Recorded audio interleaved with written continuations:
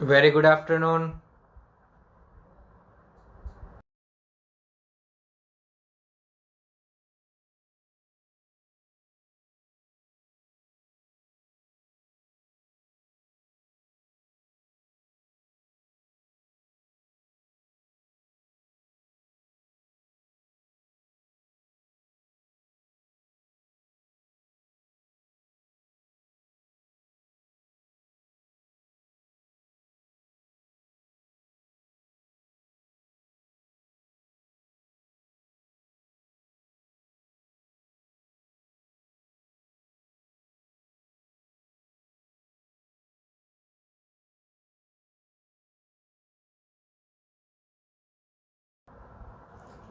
Very good afternoon.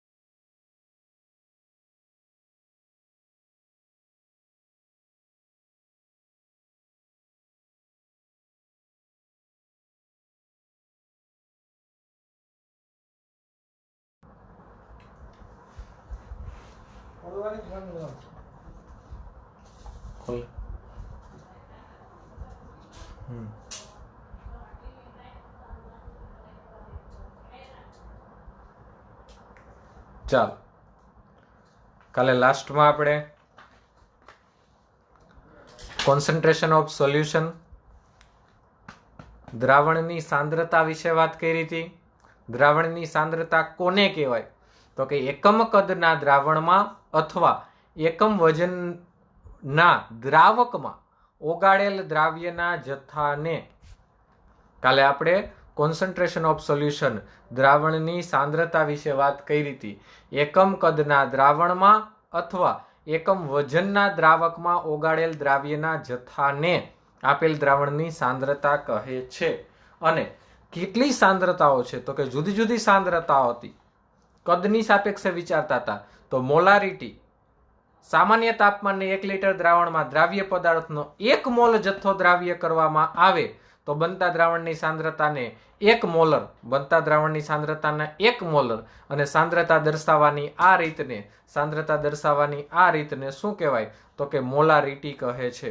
Molarity કહે છે. Normality, સામાન્ય તાપમાને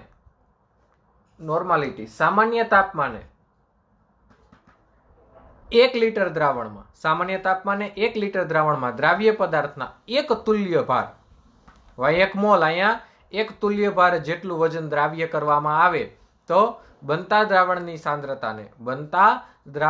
સાંદ્રતાને એક નોર્મલ સાંદ્રતાને સાંદ્રતા દર્શાવવાની આ રીતને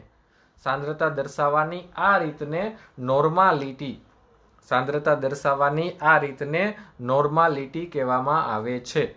સાંદ્રતા દર્શાવવાની આ રીતને નોર્માલિટી કહે છે. પછી વાત આવી એના સૂત્ર વિશે મેં વાત કરી હતી. નોર્માલિટી અને મોલારિટીના જે સંબંધો છે એના વિશે વાત કરી હતી. એના પછી ગયા હતા આપણે મોલાલિટી. તો કે 1 કિલોગ્રામ દ્રાવકમાં, જો એમાં વજન નહીં રહે એટલે તાપમાન નહીં રહે, કોઈ લેવા દેવા નથી. 1 કિલોગ્રામ દ્રાવકમાં દ્રાવ્ય પદાર્થનો 1 મોલ જથ્થો દ્રાવ્ય કરવામાં આવે તો બનતા દ્રાવણની સાંદ્રતાને 1 મોલલ સાંદ્રતા અને સાંદ્રતા દર્શાવવાની આ રીતને મોલાલિટી, सांद्रता दर्शावવાની આ રીતને મોલાલિટી કહે છે। મોલ અંશ દ્રાવણમાં રહેલા જે તે ઘટકના મોલ અને કુલ મોલનો ગુણોત્તર જોવો। જે તે ઘટકના મોલ છેદમાં કુલ મોલનો ગુણોત્તર, આ બેનો ગુણોત્તર લેવાનો, એને કહેવાય મોલ અંશ। એને કહેવાય મોલ અંશ। પ્રતિશત પ્રમાણ, તો પ્રતિશત પ્રમાણમાં વજનથી પરસેન્ટેજ વેઇટ બાય વેઇટ। 100 ગ્રામ દ્રાવણમાં ઓગાળેલ દ્રાવ્ય પદાર્થ કદથી સામાન્ય તાપમાને, કદ આવે એટલે તાપમાન ભૂલવાનું નહીં। સામાન્ય તાપમાને 100 ml દ્રાવણમાં ઓગાળેલ દ્રાવ્ય પદાર્થ ml માં દર્શાવવામાં જથ્થાને પરસેન્ટેજ વોલ્યુમ બાય વોલ્યુમ કહેવાય।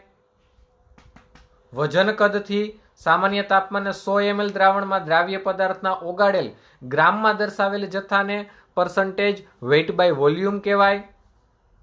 અને જ્યારે દ્રાવણમાં દ્રાવ્ય પદાર્થનું પ્રમાણ ખૂબ ઓછું હોય ત્યારે પાર્ટ્સ પર મિલિયન, તો કે મિલીગ્રામ પ્રતિ કિલોગ્રામ સાંદ્રતા દર્શાવવાની વજનથી રીતને પીપીએમ કહે છે। પાર્ટ્સ પર બિલિયન, માઇક્રોગ્રામ પ્રતિ કિલોગ્રામમાં સાંદ્રતા દર્શાવવાની રીતને વજનથી પીપીબી કહે છે।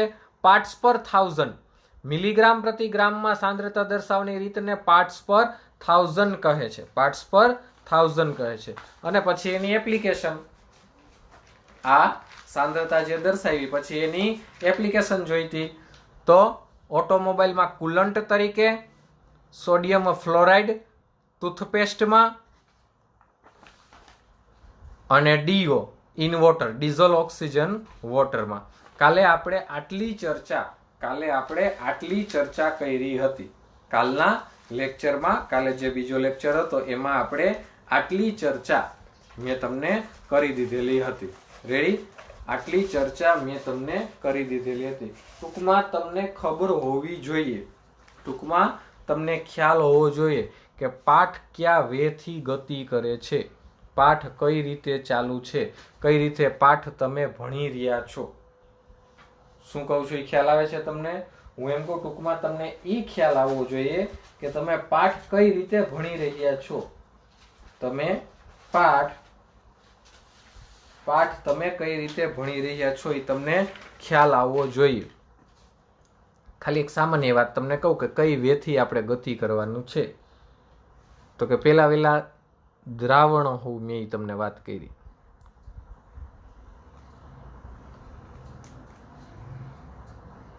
પછી મેં તમને વાત કરી દ્રાવણોના પ્રકાર।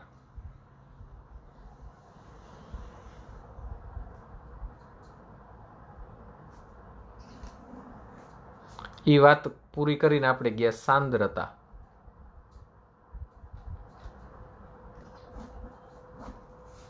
પછી ગયા તો કે સાંદ્રતાના પ્રકાર।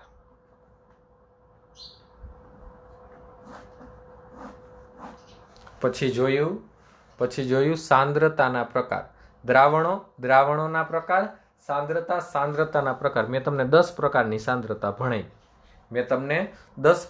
સાંદ્રતા ભણાવી। Molarity, normality, molality, percentage weight by weight, percentage volume by volume, percentage volume by weight, PPM, PPT અને પીપીબી। આમ ટોટલ 10 પ્રકારની સાંદ્રતા મેં તમને ભણાવી। ટેક્સ્ટ બુકમાં ભલે ઓછી છે, કાંઈ વાંધો નહીં, પણ જી નીટ માટે એટલી જ અગત્યની છે। જી નીટ માટે એ 10 સાંદ્રતાઓ અગત્યની છે। રેડી? પછી શું ભણવાનું? તો કે આ દ્રાવણોના જે પ્રકાર છે, તો કે દ્રાવણોના પ્રકાર આપણે 9 ભણ્યા। કેટલા? દ્રાવણોના 9 પ્રકાર ભણ્યા। પહેલો પ્રકાર તો કે જેમાં દ્રાવક તરીકે પ્રવાહી હોય, જેમાં દ્રાવ્ય તરીકે ઘન આવે, પ્રવાહી આવે, વાયુ આવે। પછી એ 3 પ્રકાર। પછી બીજા 3 પ્રકાર કે જેમાં દ્રાવક તરીકે પ્રવાહી હોય, દ્રાવ્ય તરીકે ઘન આવે, પ્રવાહી આવે ને વાયુ આવે। પછી 7, 8, 9 પ્રકાર કેવા હતા? 7મો, 8મો અને 9મો, જેમાં દ્રાવક તરીકે વાયુ, દ્રાવ્ય થયેલા પદાર્થો ઘન હોય, પ્રવાહી હોય ને વાયુ હોય। તો આ જે 9 દ્રાવણો છે, મીન્સ કે દ્રાવણોના જે 9 પ્રકારો છે એની ઇન ડિટેલ સ્ટડી કરવાની છે। એ 9 જે પ્રકારના દ્રાવણો છે એની ઇન ડિટેલ સ્ટડી કરવાની છે આપણે। તો ટૂંકમાં તમને ખ્યાલ હોવો જોઈએ, ટૂંકમાં તમને ખ્યાલ હોવો જોઈએ કે આપણો પાઠ કયા વેગથી જાય છે,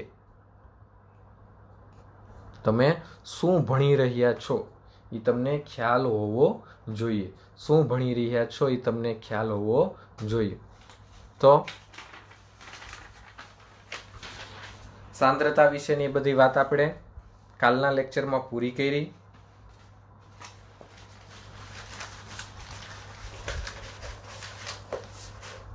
આજના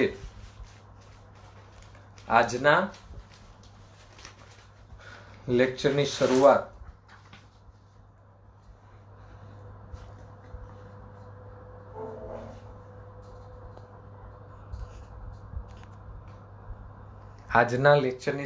કરતા પહેલા તમને ટેસ્ટ વિશે આમ તો અગાઉ મેં કહી જ દીધેલું છે, ફરી પાછો કહી દઉં. આમ તો મેં અગાઉ કહી જ દીધેલું છે, ફરી પાછો તમને કહી દઉં.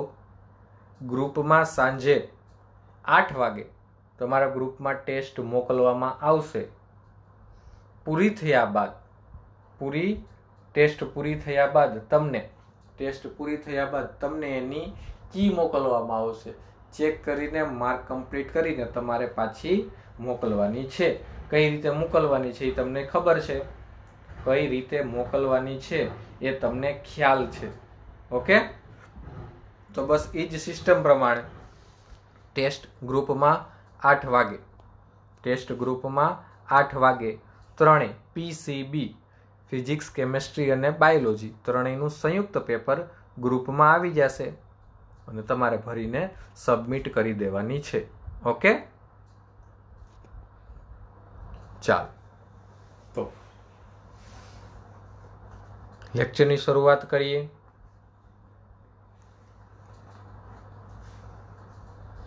તો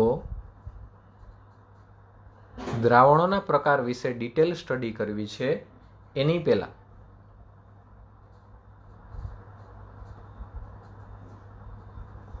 જુદી જુદી સાંદ્રતાઓના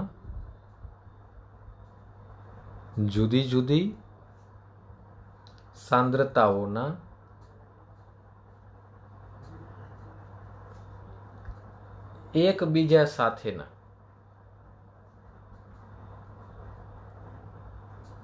આંતર સંબંધો,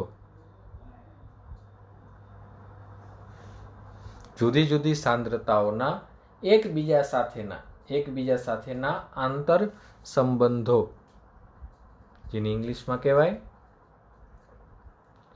ઇન્ટર રિલેશનશિપ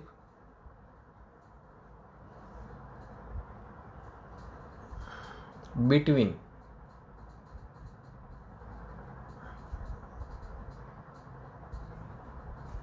different type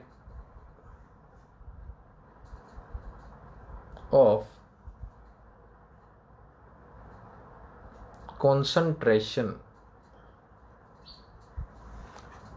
જુદી જુદી સાંદ્રતાઓના એકબીજા સાથેના સંબંધો, જુદી જુદી સાંદ્રતાઓના એકબીજા સાથેના સંબંધો. કાલે મેં બે સૂત્રો એવા લખ્યા હતા. આજે શરૂ કરીએ એ બે સૂત્રોથી જ. કાલે મેં તમને પહેલા કીધું નોર્માલિટી અને મોલારિટી. કાલે તમને એના વિશે વાત કરી હતી, એ બે વચ્ચેના તફાવત પણ સમજાવ્યા હતા. તો નોર્માલિટી બરાબર મોલારિટી ગુણ્યા અભા અને છેદમાં તુભા. તો કે પહેલો જ પ્રશ્ન થાય, તુભા શેના વડે મળે, તુભા કઈ રીતે મળે? તો હવે મારે કહેવાની જરૂર ન પડવી જોઈએ, કારણ કે ખૂબ જાજા દાખલા આપણે ચેપ્ટર 1માં એના કર્યા છે. તોય જણાવી દઉં. તુભાને કહીએ છીએ આપણે ઇક્વિવેલેન્ટ વેઇટ. કઈ રીતે મળે? તો કે molecule weight upon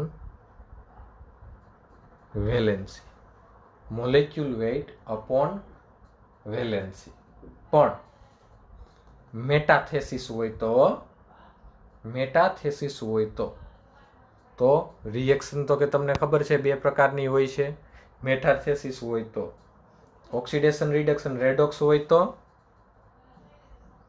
molecule weight upon oxidation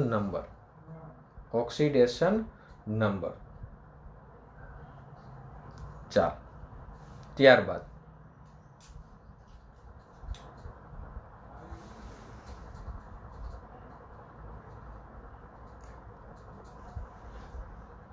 બીજું સૂત્ર મોલારિટી બરાબર 1000 ગુણ્યા સ્મોલ એમ. કોને કન્સિડર કરે? મોલાલિટી. સ્મોલ એમ કોને કન્સિડર કરે? Molality. D density of solution.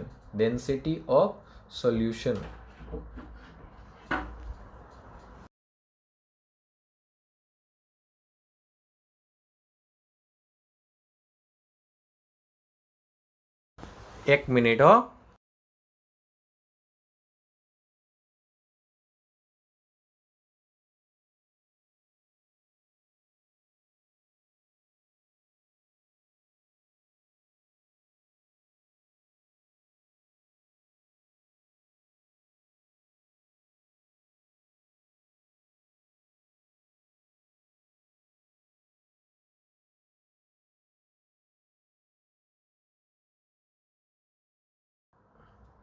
Ready?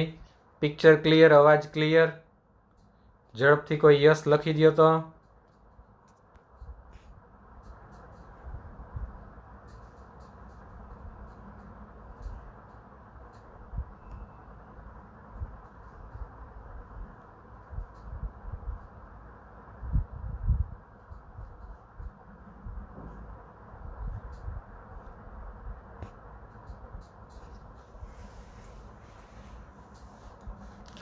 Thank you.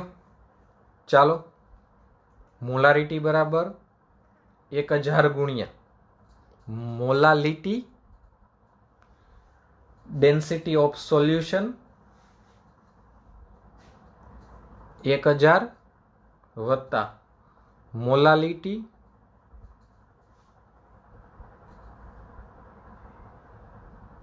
Molecule weight of દ્રાવ્ય.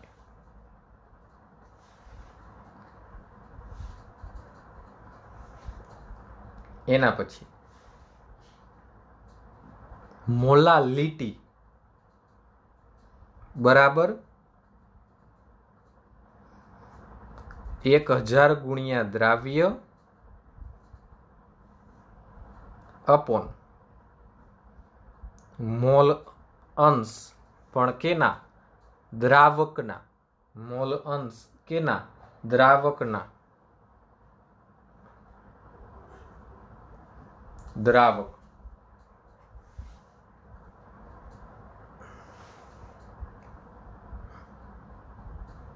હજી એક જોવો. બરાબર મોલાલિટી બરાબર percentage weight by weight 10 into D. તો 10 into D એટલે શું? D એટલે density of solution. Molecule weight દ્રાવ્યનું.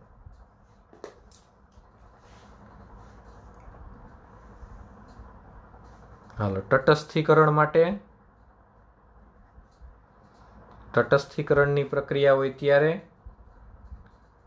એને VA NB VB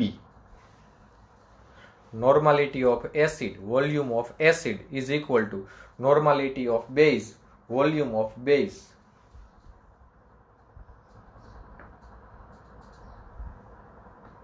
ચાલો, દ્રાવણનું મંદન કરવાનું હોય ત્યારે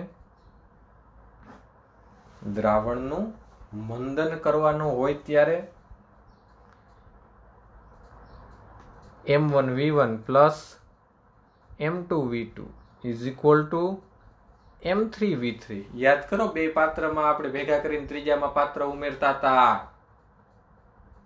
m1v1 is equal plus m2v2 is equal to m3v3. આ બધાય સૂત્રનો ઉપયોગ કર્યો છે અને ડુ નોટ વરી, નહીં કર્યો હોય તો આવડી જાહે, ટેન્શન લેતા નહીં. આ સૂત્રના ઉપયોગ નહીં કર્યા હોય તોય આવડી જાહે. કેમ આવડી જાહે? તો આજે તમને થોડું જાજુ હોમવર્ક મોકલવામાં આવશે. આજે તમને થોડું જાજુ હોમવર્ક મોકલવામાં આવશે. એમાં ફરજિયાત દાખલાઓ કરવાના હશે. માટે આજે તમને જે હોમવર્ક મોકલવામાં આવશે એ તમારે આજે તો નહીં, પણ કાલે સન્ડે છે એટલે સન્ડે તમારે એ હોમવર્ક કમ્પ્લીટ કરીને મને પહોંચતું કરવાનું છે. સન્ડે હોમવર્ક કમ્પ્લીટ કરીને મને પહોંચતું કરવાનું છે. ઓકે, ચાલો. હવે ઘણી વખત તમને આવું જોવા મળશે. જોવો આવું લખેલું જોવા મળશે ઘણી વખત.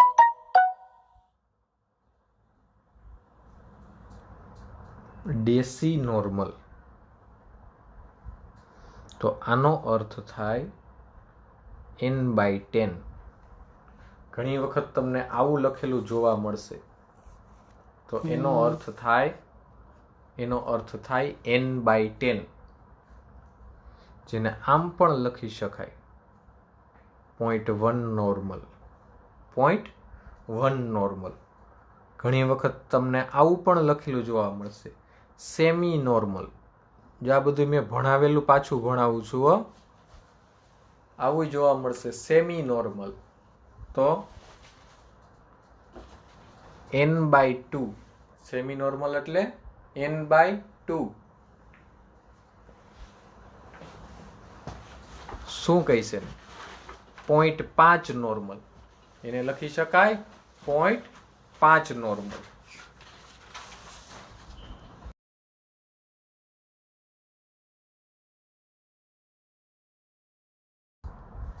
ઘણી વખત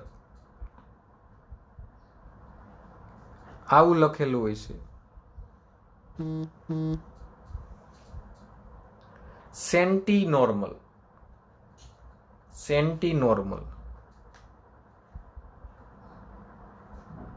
n/100.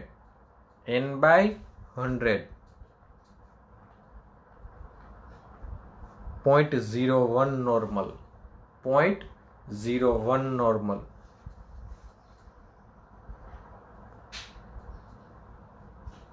મિલી નોર્મલ. n/1000. તો 0.001 નોર્મલ. 0.001 નોર્મલ. તો આ વસ્તુ યાદ રાખવાની છે.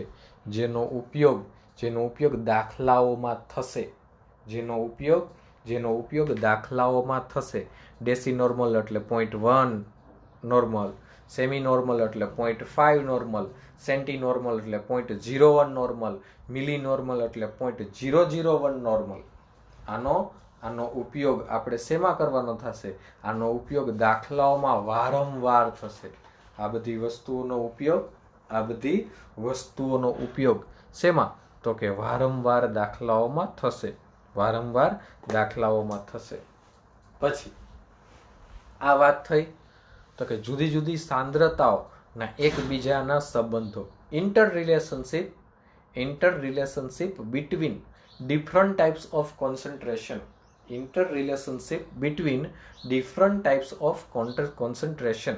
તો કે જુદી જુદી સાંદ્રતાઓ એકબીજા સાથે કઈ રીતે સંબંધ ધરાવે છે એની વાત. એની વાત તમને પૂરી કરી. હવે મૂળ ઘટના ઉપર વહી આવીએ. શું મૂળ ઘટના? તો કે દ્રાવણોના પ્રકાર વિશે ઇન ડિટેલ સ્ટડી કરવાની છે. શેના વિશે? તો કે દ્રાવણોના પ્રકાર વિશે ઇન ડિટેલ સ્ટડી કરવાની છે. તો આજે દ્રાવણોના પ્રકાર વિશે આપણે જોવું છે. આજે દ્રાવણોના પ્રકાર વિશે ઇન ડિટેલ સ્ટડી કરવી છે. તો એ કઈ રીતે? દ્રાવણોના પ્રકાર વિશે ઇન ડિટેલ સ્ટડી કરવી છે. એ કઈ રીતે? How it possible? એ કઈ રીતે શક્ય છે? તો જોઈએ કઈ રીતે શક્ય છે. એના વિશે અભ્યાસ કરવો છે. ધારી લ્યો કે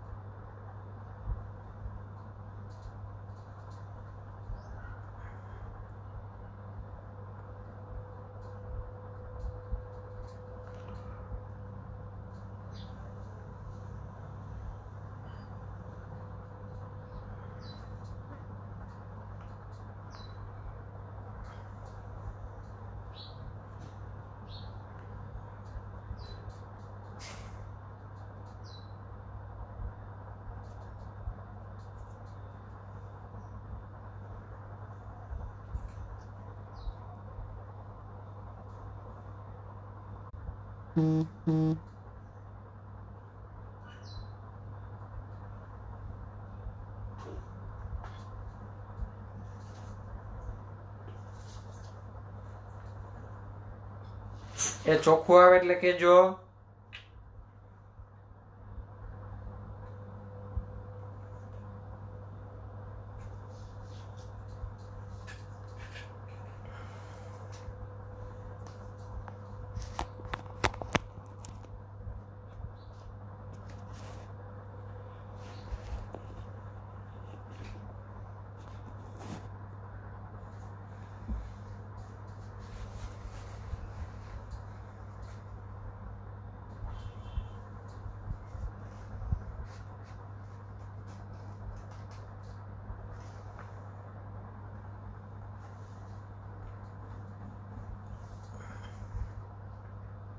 ઓકે,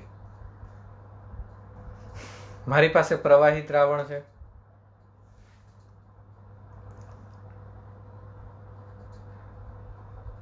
મેં દ્રાવક તરીકે પ્રવાહી લીધો હશે. મેં દ્રાવક તરીકે પ્રવાહી લીધો હશે, પણ ધારી લ્યો કે ઘન દ્રાવ્ય લીધો, H2O પ્લસ NaCl. દ્રાવક પ્રવાહી, દ્રાવ્ય ઘન.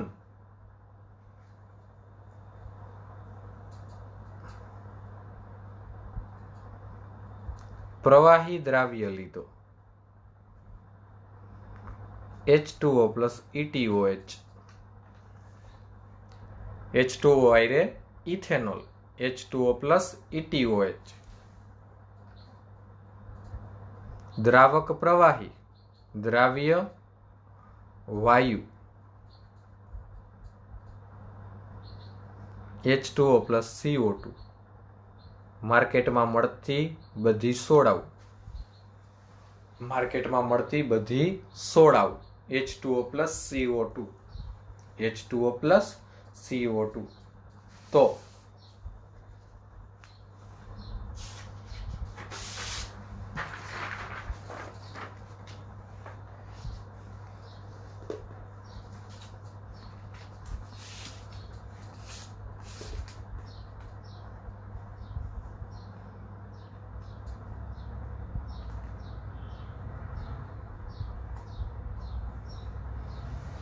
પ્રવાહી દ્રાવણ હોય તો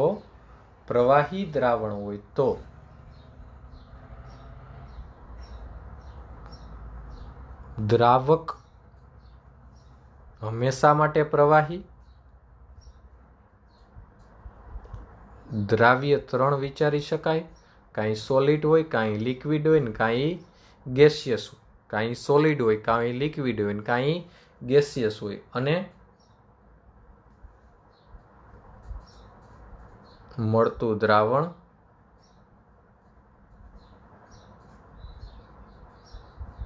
લિક્વિડ હોય, મળતું દ્રાવણ લિક્વિડ હોય. ઓકે, મળતું દ્રાવણ લિક્વિડ હોય. ઓકે, તો ટૂંકમાં પ્રવાહી દ્રાવણના 3 પ્રકારો પાડી શકાય. પ્રવાહી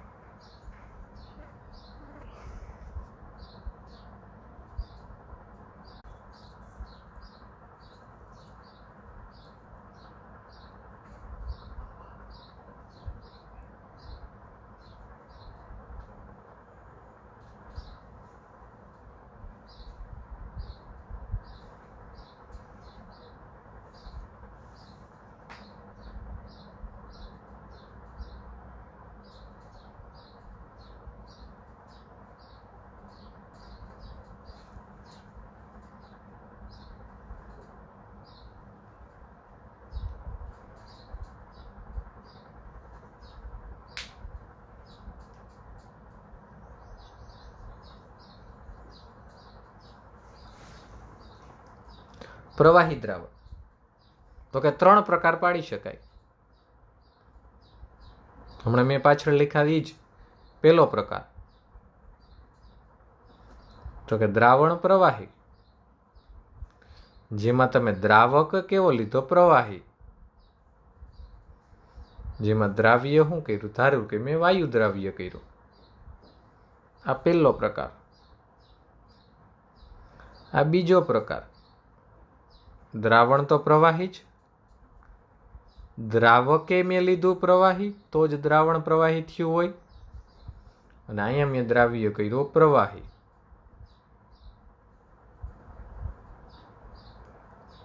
ત્રીજું, દ્રાવણ પ્રવાહી જ, દ્રાવકે મેં લીધો પ્રવાહી,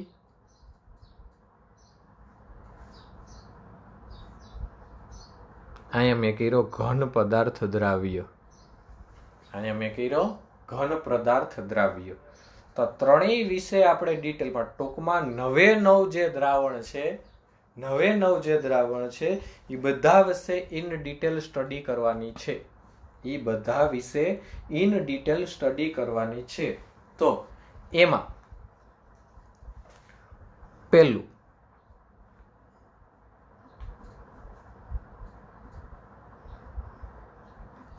પ્રવાહી દ્રાવકમાં વાયુમય દ્રાવ્યની દ્રાવ્યતાને અસર કરતા પરિબળો. પ્રવાહી દ્રાવકમાં વાયુમય દ્રાવ્યની દ્રાવ્યતાને અસર કરતા પરિબળો. અસર કરતા પરિબળો. પ્રવાહી દ્રાવકમાં વાયુમય દ્રાવ્ય, પ્રવાહી દ્રાવકમાં વાયુમય દ્રાવ્ય. આ રહ્યું પેલું. પ્રવાહી દ્રાવકમાં વાયુમય દ્રાવ્યની દ્રાવ્યને અસર કરતા પરિબળો. અસર કરતા પરિબળો.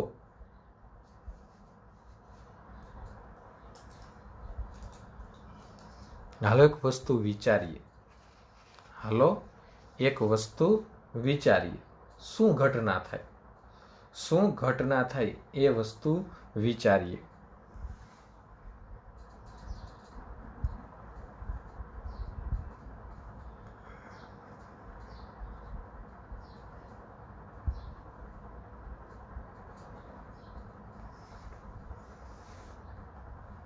એક beaker,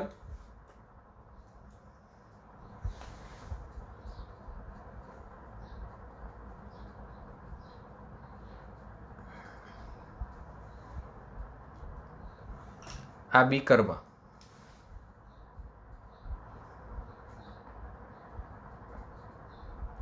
500 ml H2O, 500 ml H2O.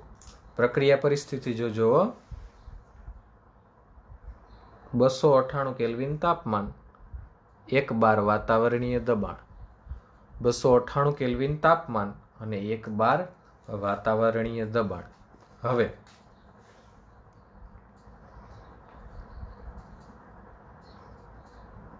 H2 gas અને HCl ગેસ, આ બે દ્રાવ્ય કરીએ છીએ, આ બે એમાં દ્રાવ્ય કરીએ છીએ તો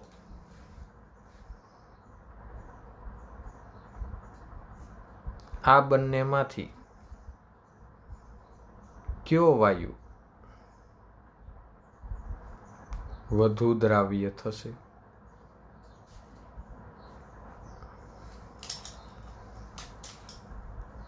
અને હું એ કહી દઉં અને હું બી કહી દઉં. હાલો,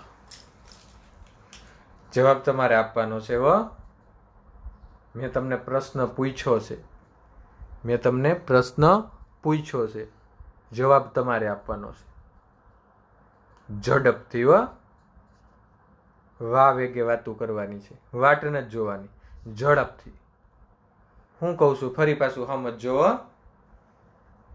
500 ml પાણી ભર્યું છે, બે વાયુ છે મારી પાસે, બે વાયુ છે, H2 અને HCl. એમાં કયો વાયુ વધુ દ્રાવ્ય થશે?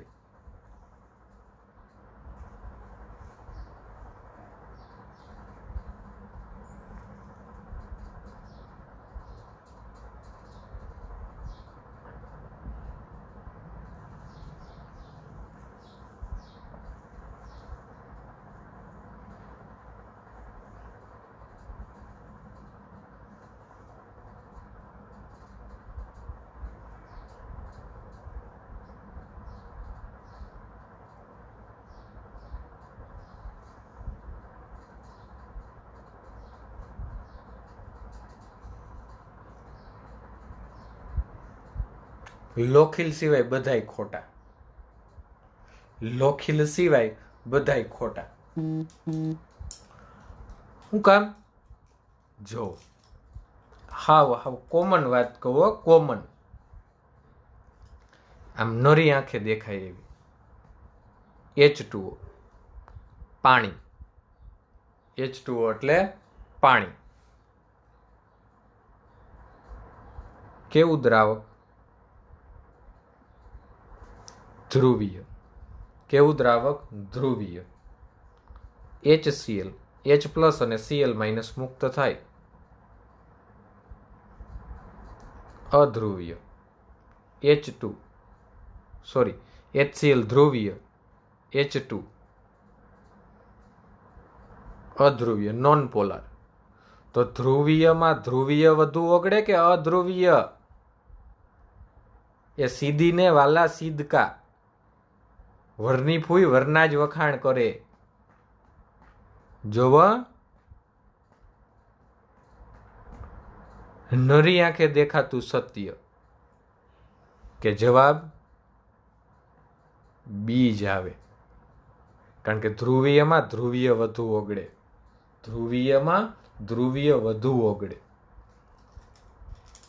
ઉભા રહ્યો, બીજી ઘટના વિચારીએ.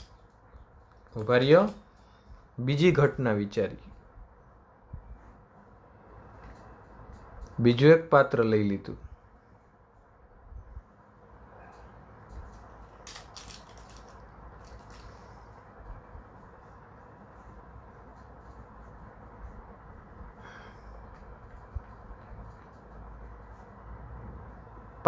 ml બેન્ઝીન ભરી દીધું. 500 ml બેન્ઝીન ભરી દીધું. HCl ડૂબાડું અને H2 ડૂબાડું. તો આમાં કોણ વધુ દ્રાવ્ય થશે?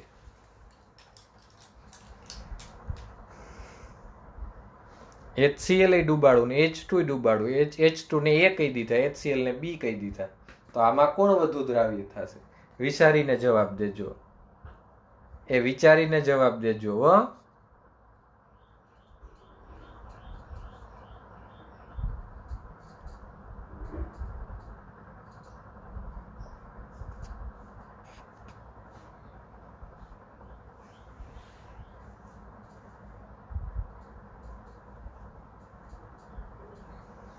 આ તો પછી લશ્કર ચાલુ થઈ જાય. કોઈ એક એ કહે તો બધા એ, કોઈ એક બી કહે તો બધા બી.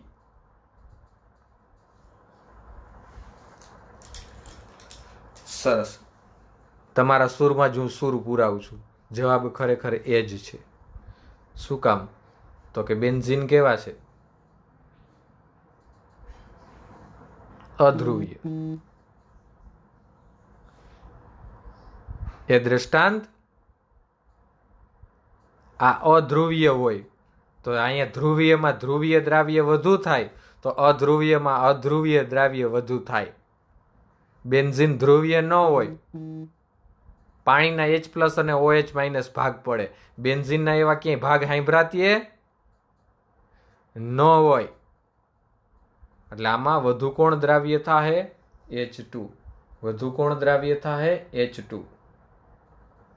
તો આપણે સમજાવવું છે. હવે આ આપણે સમજાવવું છે. આમ થોડું કઈ સમજાવાય. સાયન્ટિફિક લેંગ્વેજમાં લખવું પડે ને. સાયન્ટિફિક લેંગ્વેજમાં લખવું પડે ને. તો ચાલો લખીએ.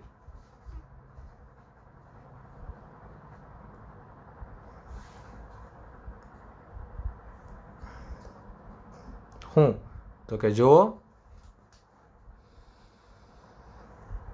પ્રવાહી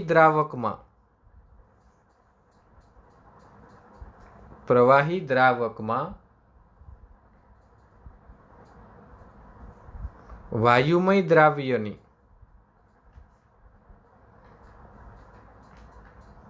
દ્રાવ્યતાને અસર કરતા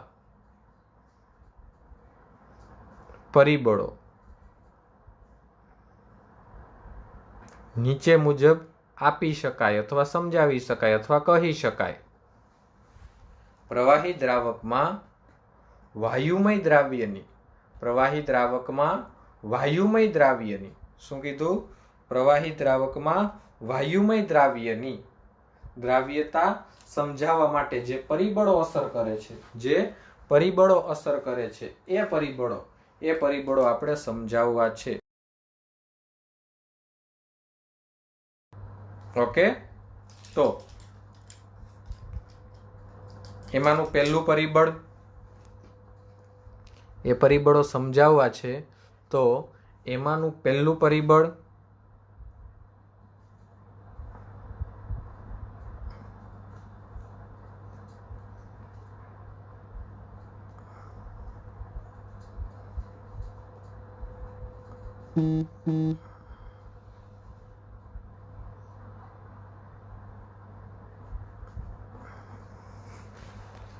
દ્રાવક અને દ્રાવ્યનો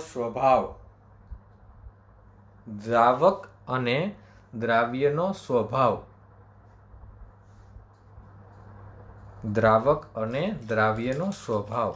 જોઈએ. જો તો શું કે તમે જે લીધેલા પ્રવાહી દ્રાવક અને તમે જે લીધા વાયુમય દ્રાવ્ય, એનો સ્વભાવ શું કે? તો ધ્રુવીય દ્રાવકમાં ધ્રુવીય વાયુઓ અને અધ્રુવીય દ્રાવકમાં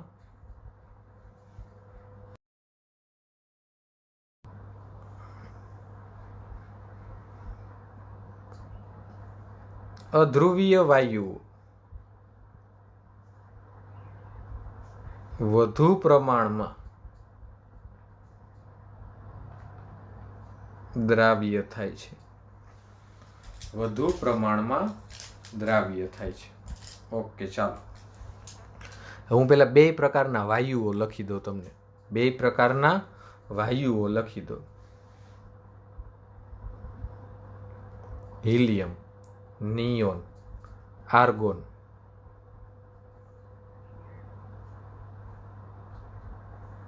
O2, H2, N2. આ બધાય કેવા? અધ્રુવીય વાયુ. આ બધા કેવા? અધ્રુવીય. હવે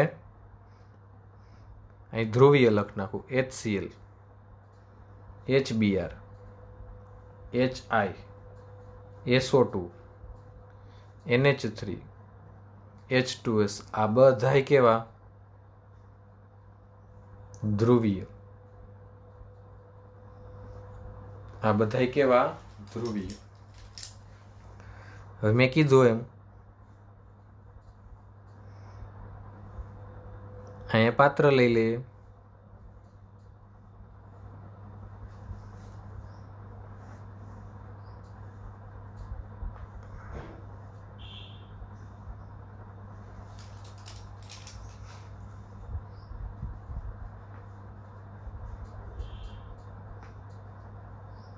આમાં ભર દઈ ઇથેનોલ.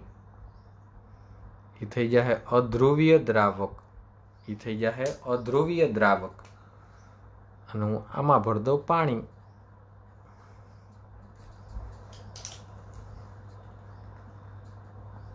એ થઈ જશે ધ્રુવીય દ્રાવક. ધ્રુવીય દ્રાવક.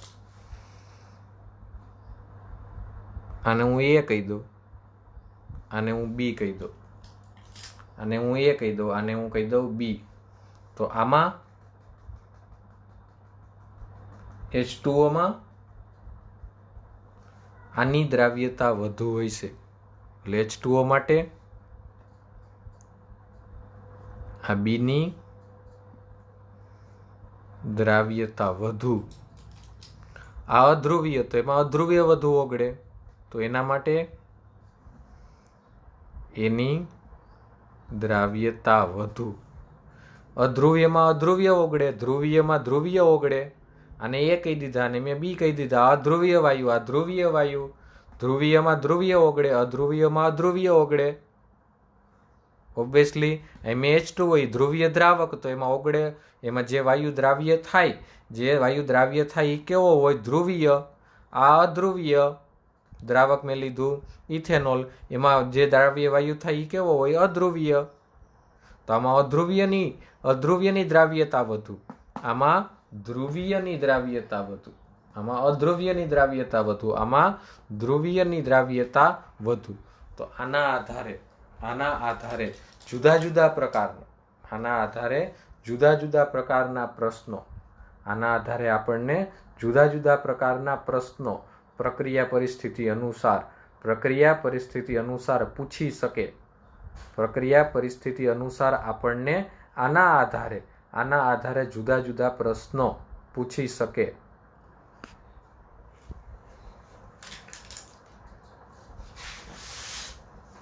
તો એના પછી આ પહેલો પ્રકાર જોયો. પ્રવાહી દ્રાવકમાં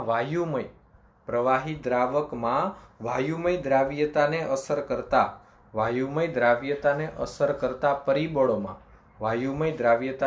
કરતા પરિબળોમાં પહેલો પ્રકાર જોયો.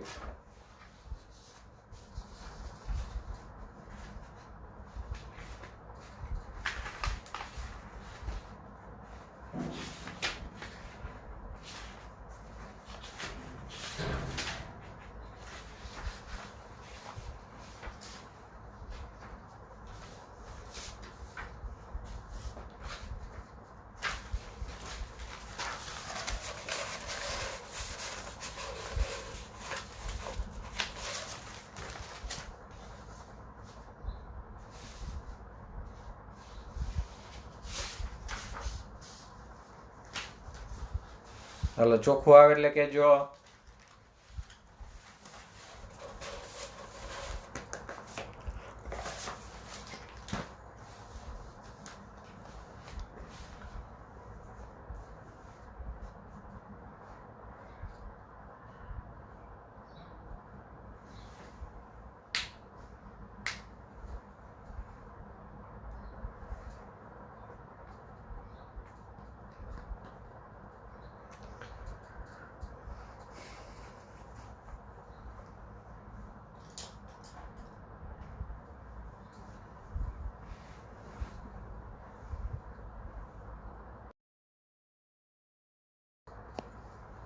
ઓકે, ચાલો.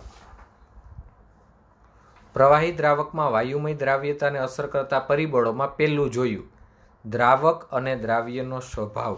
પહેલું જોયું દ્રાવક અને દ્રાવ્યનો સ્વભાવ. હવે બીજું જોઈએ. પહેલું જોયું દ્રાવક અને દ્રાવ્યનો સ્વભાવ. ઓકે, હાલો હવે બીજું જોઈએ.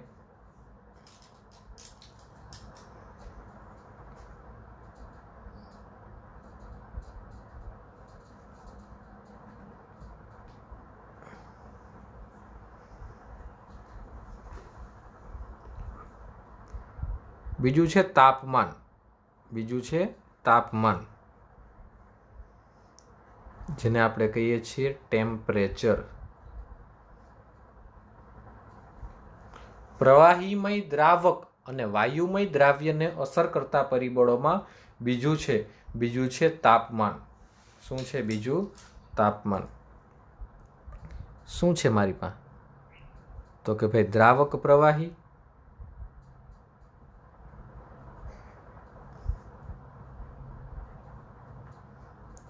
દ્રાવ્ય છે વાયુ,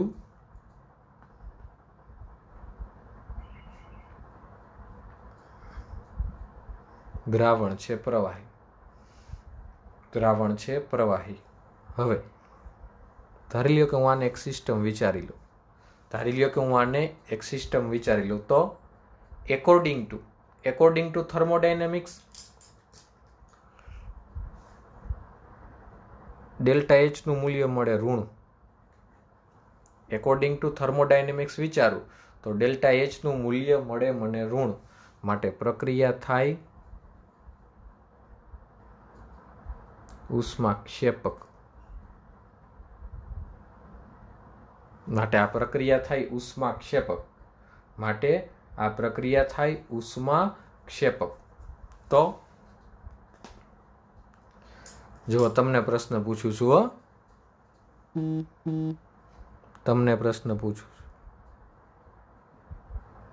વાયુને વધુ ને વધુ દ્રાવ્ય કરવો છે તો તાપમાન કેવું રાખી શકાય? ઊંચું તાપમાન કે નીચું તાપમાન?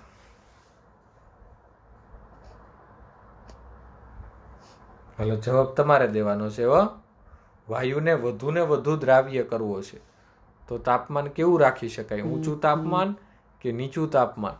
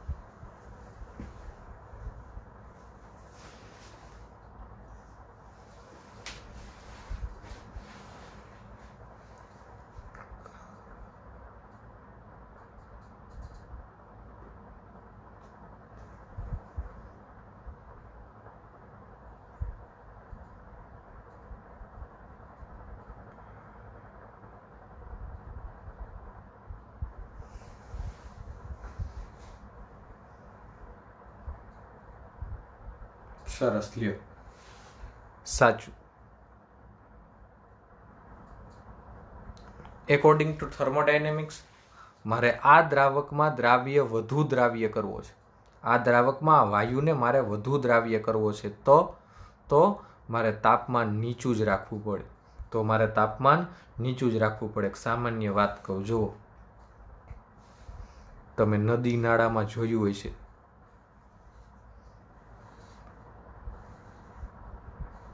ધારી લ્યો કે આ એક નદી છે. આ નદીમાં જુદી જુદી પ્રકારની માછલીઓ રહે છે.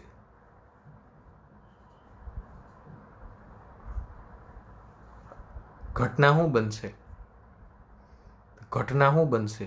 શિયાળામાં એ નીચે જ રહે, ઉનાળામાં એ વારંવાર અહીંયા ઉપર આવશે. શું કામ? તો કે એમાં ડીઓ હોય. તો કે હા. તો એ ઉનાળામાં વારંવાર ઉપર આવે એનું કારણ શું? તો કે શિયાળામાં તાપમાન નીચું હોય. શિયાળામાં તાપમાન નીચું હોય જેના કારણે શિયાળામાં તાપમાન નીચું હોય જેના કારણે શું ઘટના જોવા મળે? તો નીચા તાપમાનના કારણે વાયુઓની દ્રાવ્યતા વધુ હોય. ઉનાળામાં તાપમાન ઊંચું હોય. ઉનાળામાં તાપમાન ઊંચું હોય જેથી આમાં રહેલી માછલીઓને વારંવાર ઉપર આવવું પડે છે શ્વાસ લેવા માટે. વારંવાર ઉપર આવવું પડે છે શ્વાસ લેવા માટે શિયાળામાં પાણીમાં દ્રાવ્યતા ડીઓની વધુ હોય. કેની સાપેક્ષે? ઉનાળામાં. તો શિયાળામાં તાપમાન કેવું હોય? શિયાળામાં તાપમાન કેવું હોય? નીચું. ઉનાળામાં તાપમાન કેવું હોય? ઊંચું. બીજું, બજારમાં મળતા ઠંડા પીણા કોલ્ડ જ હોય. તમે કોઈ દી એવું સાંભળ્યું કે એક ભાઈએ સોડા તડકે રાખી હતી? કોઈ દી એવું સાંભળ્યું? એક દુકાનવાળા ભાઈ હતા, એને સોડા જ તડકે મૂકી હતી, લ્યો, અને પછી વેચી ગામમાં. સોડાવાળા ભાઈએ સોડા તડકે મૂકી હતી અને પછી વેચી ગામમાં. આવું કોઈ દી સાંભળ્યું? નહીં. એવી કોઈ દી ઘટના જોવા જ નહીં મળે. કારણ કે બજારમાં મળતા ઠંડા પીણા હંમેશા ઠંડા જ હોય. કોલ્ડ ડ્રિંક્સ કોલ્ડ જ હોય. શું કામ? What for that? શા માટે? કારણ કે તાપમાન ઘટાડતા એમાં વાયુઓની દ્રાવ્યતા વધુ રહે. બાળકો, આપણી આજુબાજુ કેમેસ્ટ્રી રહેલું છે. આપણી આજુબાજુ જ સાયન્સ રહેલું છે. માટે ક્યાંય જોવા જવાની જરૂર નથી. ક્યાંય બીજે જોવા જવાની જરૂર નથી. આપણી આજુબાજુ જ જોહો તોય ખબર પડી જાય. ક્યાંય બીજે જવાની જરૂર નથી. ઓકે? ત્યારબાદ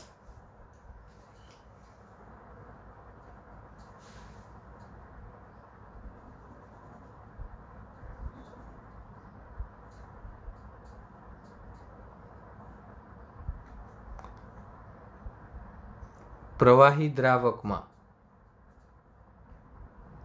વાયુમય દ્રાવ્ય પદાર્થનું દ્રાવ્ય થવું એ ઉષ્માક્ષેપક પ્રક્રિયા છે. તેથી લ સેટેલિયરના સિદ્ધાંત મુજબ નીચા તાપમાને વાયુમય દ્રાવ્યની પ્રવાહી દ્રાવકમાં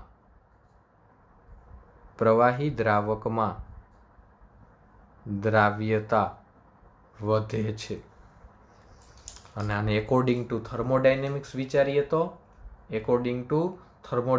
વિચારીએ તો કોઈ પણ વાયુમય દ્રાવ્યને પ્રવાહીમાં દ્રાવ્ય કરવામાં આવે ત્યારે ડેલ્ટા એચ, ડેલ્ટા એસ અને ડેલ્ટા જી આ ત્રણેયના મૂલ્યો ઋણ જ મળે. ડેલ્ટા એચ, ડેલ્ટા એસ અને ડેલ્ટા જી આ ત્રણેયના મૂલ્યો ઋણ જ મળે. ખાસ યાદ રાખવાનું. આ ત્રણેયના મૂલ્યો ઋણ જ મળે. આ ત્રણેયના મૂલ્યો કેવા મળે? આ ત્રણેયના મૂલ્યો ઋણ જ મળે. ઓકે?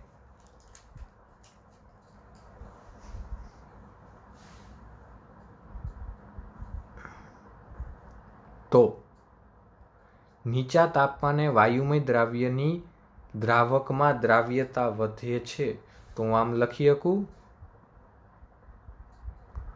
સોલ્યુબિલિટી તાપમાનના વ્યસ્ત પ્રમાણમાં હોય. તાપમાનના વ્યસ્ત પ્રમાણમાં હોય, શેના? તાપમાનના વ્યસ્ત પ્રમાણમાં હોય. તો પ્રવાહી દ્રાવકમાં વાયુમય દ્રાવ્યની દ્રાવ્યતાને અસર કરતા પરિબળોમાં પહેલું દ્રાવક અને દ્રાવ્યનો સ્વભાવ, બીજું તાપમાન, અને એના પછી ત્રીજું દબાણ.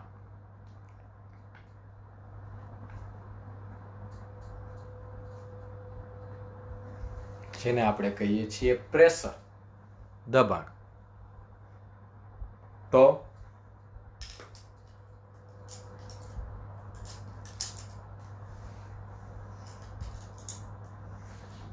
હાલો જોઈએ, વિચારીએ. હો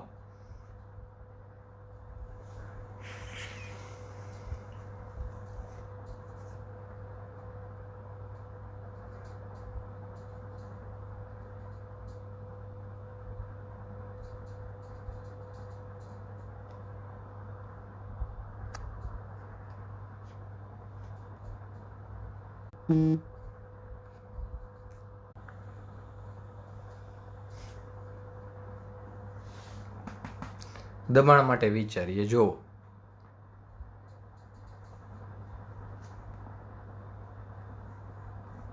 દ્રાવક પ્રવાહી,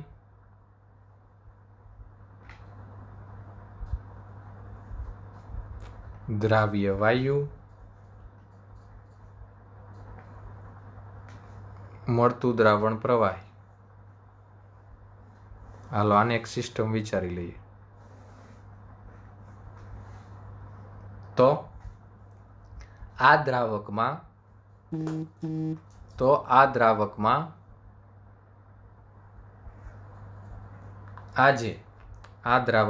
આજે દ્રાવ્ય વાયુ વધુ દ્રાવ્ય થાય એના માટે કઈ કન્ડિશન વિચારી શકાય? જો એ ઊંચું દબાણ કે બી નીચું દબાણ?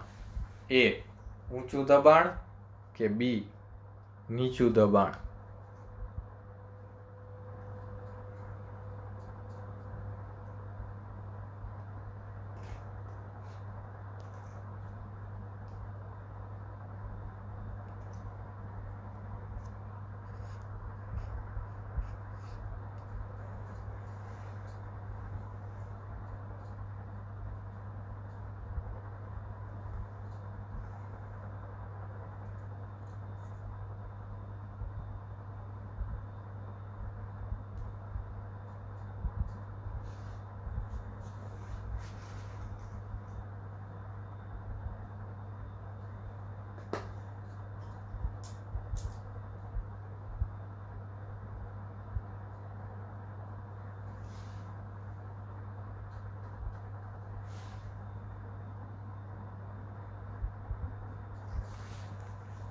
શું આવશે?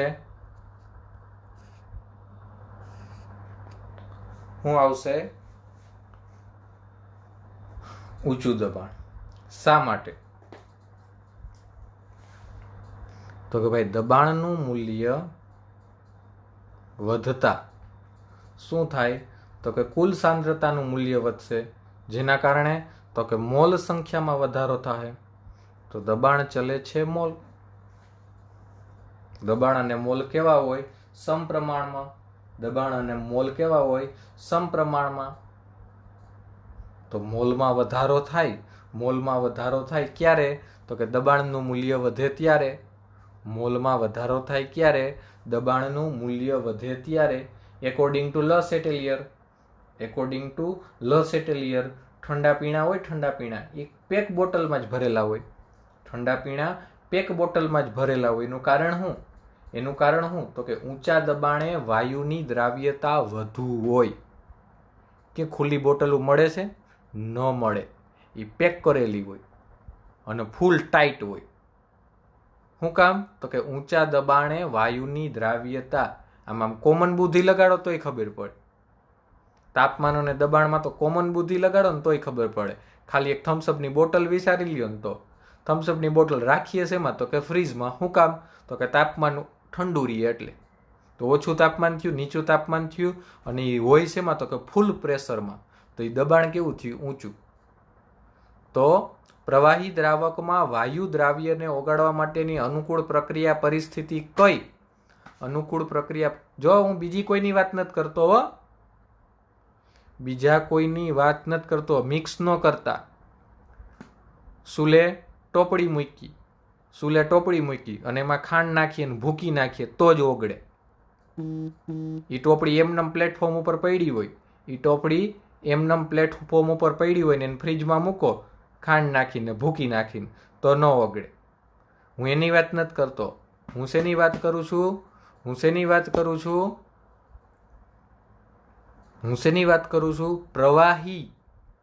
પ્રવાહી દ્રાવકમાં વાયુમય દ્રાવ્ય. હું શેની વાત કરું છું? પ્રવાહી દ્રાવકમાં વાયુમય દ્રાવ્ય. હું વાત કરું છું પ્રવાહી દ્રાવકમાં વાયુમય દ્રાવ્ય. ધારી લ્યો કે આપણે સાગરભાઈ એક ટીકર ગામમાં ગયા, એ દુકાને થમ્સઅપની બોટલ લીધી, તો એ થમ્સઅપની બોટલ એ ભાઈ આપણને શેમાંથી દે? તો એ ભાઈ આપણને થમ્સઅપની બોટલ ફ્રીજમાંથી દે. અને એ થમ્સઅપની બોટલ ખુલ્લી હશે? નહીં.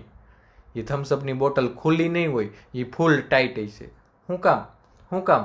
તો કે એમાં ગેસ દ્રાવ્ય થયેલો છે. તો એમાં કન્ડિશન શું છે? નીચું તાપમાન એટલે એ ફ્રીજમાં છે, અને ઊંચું દબાણ એટલે એ પ્રેસ કરીને બંધ છે. તો જોવો, આપણી આજુબાજુ જ કેમેસ્ટ્રી રહેલું છે. બસ આખું પટપટાવાની વાર છે. તો થોડુંક સાયન્સ બેઝ થિંકિંગ કરતા જાઓ. આજે જે હાજર નથી લેક્ચરમાં એ બધાનો વારો છે. ડુ નોટ વરી હો.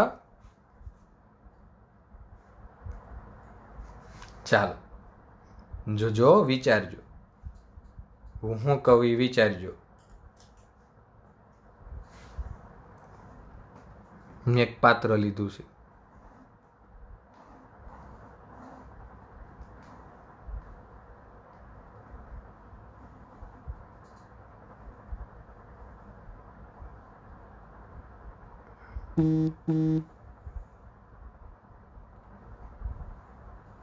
આ એક બીજું પાત્ર લીધું છે.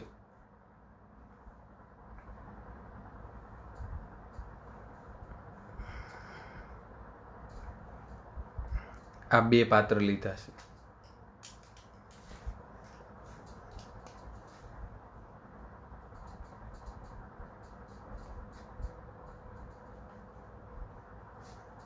આ બેયમાં મેં પ્રવાહી ભર્યા છે. હવે આમાં દ્રાવ્ય અણુઓ જો હોય, હું દોરું છું. ધારી લ્યો કે એટલા દ્રાવ્ય અણુઓ છે, અને એટલા હજી દ્રાવ્ય નથી થયા. અણુઓ દ્રાવ્ય થયા નથી. ઉપરથી એટલું બધું પ્રેશર નથી.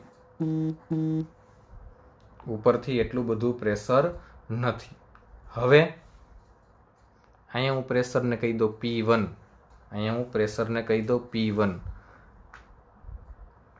અહીંયા હું પ્રેશર વધારું છું. P2 greater than P1. P1 કરતા P2 હું મોટા લઉં છું. તો ઘટના શું થશે? તો કે આમાં સંખ્યા વધશે અને અદ્રાવ્ય હશે એની સંખ્યા ઓછી થઈ જશે. જુઓ, અદ્રાવ્ય હશે એની સંખ્યા કેવી થઈ જશે? ઓછી. શું કામ? ઉપરથી જુઓ, દબાણ વધ્યું તો દબાણમાં વધારો થયો. તો જો દ્રાવ્યતા વધી, દબાણ વધારતા દ્રાવ્યતા વધી. તો એકોર્ડિંગ ટુ લ સેટેલિયર,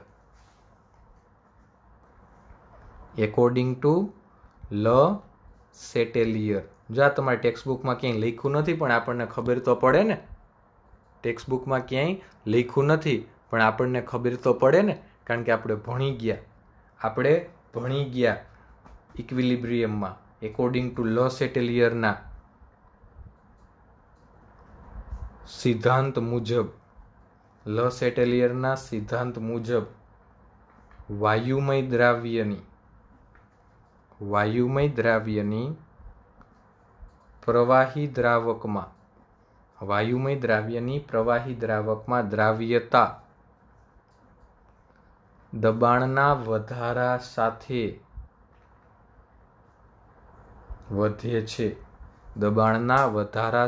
વધે છે. માટે શું લખી શકાય? તો કે સોલ્યુબિલિટી દબાણના સમપ્રમાણમાં હોય, દ્રાવ્યતા દબાણના સમપ્રમાણમાં હોય, દબાણના વધારા સાથે વધે. પ્રવાહી દ્રાવકમાં વાયુમય ઘટકની દ્રાવ્યતા દબાણના સમપ્રમાણમાં અને તાપમાનના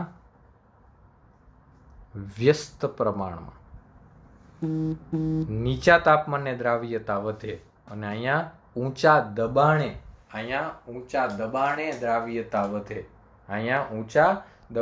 દ્રાવ્યતા વધે. હવે આના ઉપર હેનરી નામના ભાઈ કાંઈક કહે છે, પણ હું આજ નહીં કહું, કારણ કે આજે તમારે ટેસ્ટ છે, એ મને ખબર છે. આજે તમારે ટેસ્ટ છે અને જમ્બો છે 720, તો હું આજ નહીં કહું. રેડી? તો ફટાફટ મળીએ છીએ ગૂગલ મીટમાં.